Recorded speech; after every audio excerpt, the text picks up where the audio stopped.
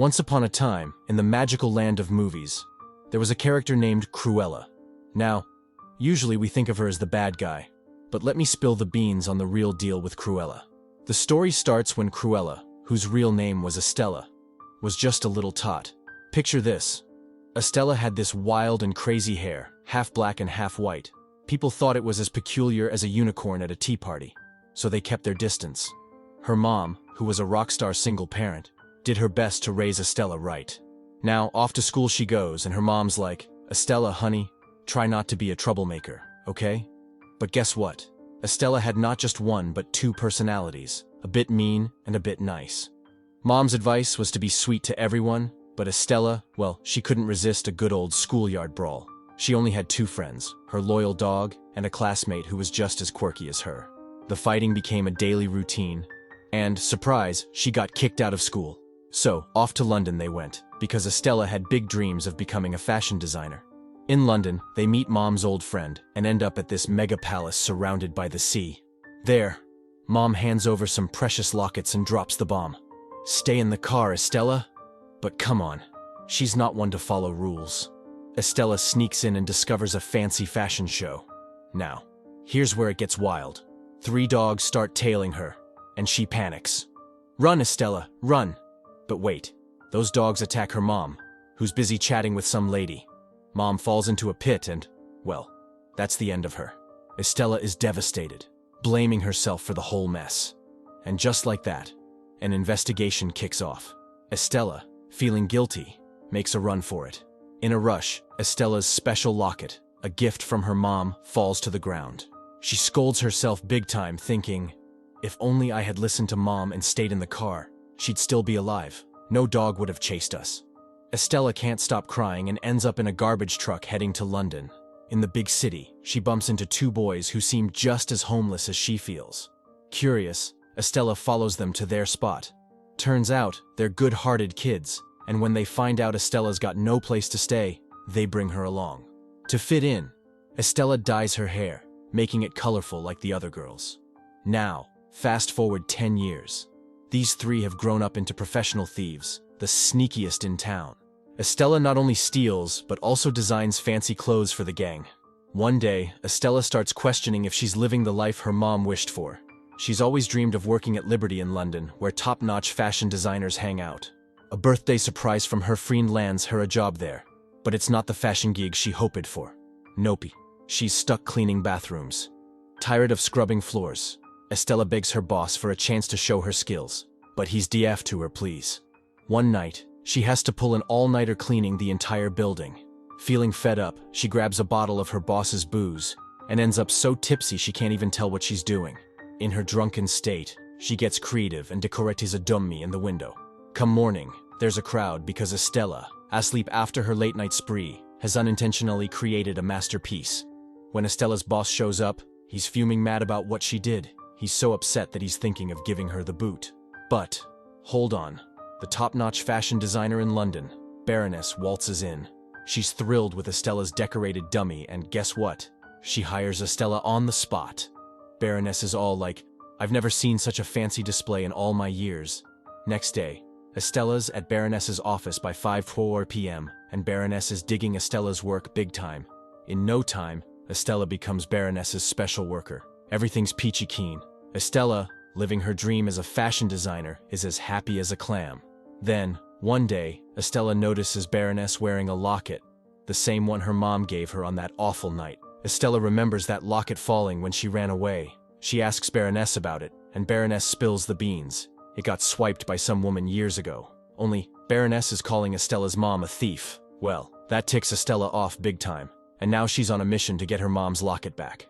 Estella spills the beans to her pals, and they plan to swipe the locket when Baroness is busy partying. They're like, "We'll snag that locket on party day." One friend handles the cameras, another deals with the locker, and Estella, in her true form, crashes the party. Everyone's wearing black and white, but Estella's rocking a red gown, looking drop-dead gorgeous. Her plan? Stand out like a sore thumb. She throws on a mask so Baroness won't recognize her. But get this, Baroness is clueless when she spots the locket around her neck. Turns out, it was never empty. At the party, Baroness is green with envy because everyone's eyes are glued to Estella. Baroness can't stand it. Then, Estella's friend pulls a hilarious move. A dish full of rats, right in front of Baroness. She freaks out. Chaos ensues.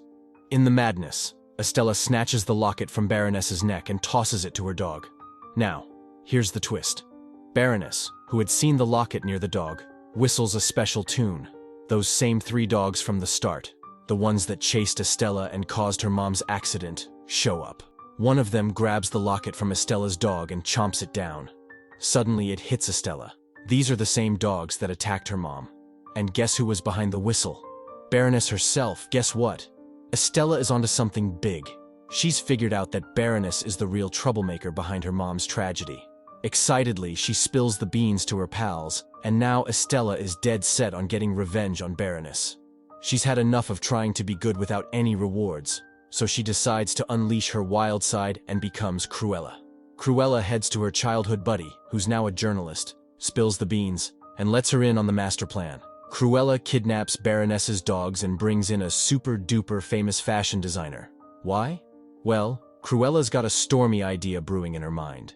Dressed as the innocent Estella, Cruella sneaks into Baroness's office job to keep tabs on her. Then, she crashes Baroness's fashion shows one after another, stealing the spotlight and driving Baroness bonkers. Baroness is so fed up that she thinks of dragging Cruella to court.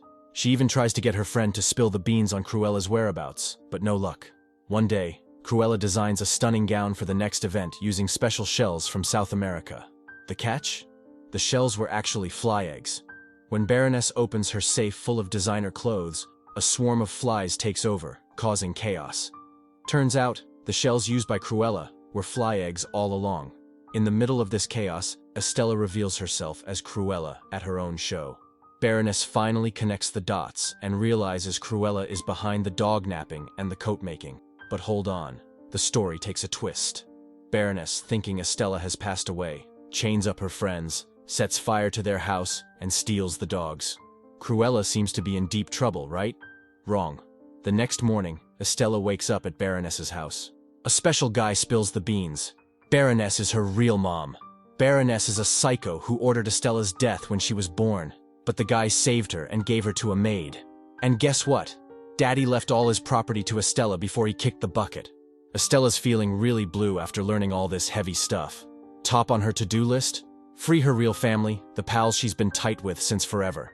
You won't believe it, but Baroness accused them of a fake murder that Estella didn't commit. So not cool. Estella gets her thinking cap on and huddles up with her pals. When Baroness plans a big party, Estella hatches a plan. She whips up hand-stitched outfits and sends them to all the guests. Surprise. Surprise. They're all wearing the same snazzy threads. Meanwhile, Baroness catches wind that Estella is still kicking, and she's ready for a showdown. Hold on to your hat, because Baroness's party is in the same palace where she did the dirty deed to Estella's stepmom, who came asking for cash to look after Estella. Baroness wasn't in the mood for generosity and got her in a real pickle. Now, everyone at the party is sporting the same clothes Estella sent to their homes, thinking Baroness picked them out. To make things even trickier, everyone's got wigs on, just like Estella. Picture this. Baroness's dogs are on the loose, and there's Estella, armed with the same whistle Baroness used to have. The dogs rush out, and Estella spills her whole story to Baroness. First, Baroness gets all sentimental and hugs Estella. But hold on. She suddenly tosses her to the ground. The guests see the whole show, thanks to Estella's clever friend who brought them out. Baroness is now in hot water with the police, caught red-handed for doing something really nasty. But guess what? Estella's not done yet. That suit she's wearing? It's got a hidden parachute. Opens up like magic before she takes a dive, and bam, she's safe and sound. Now Estella's set to be Cruella for life. Justice is served for her mom, and Estella's over the moon. She rides off into the sunset, living her life like it's one big happy dance. And just like that, the curtain falls on this wild film tale.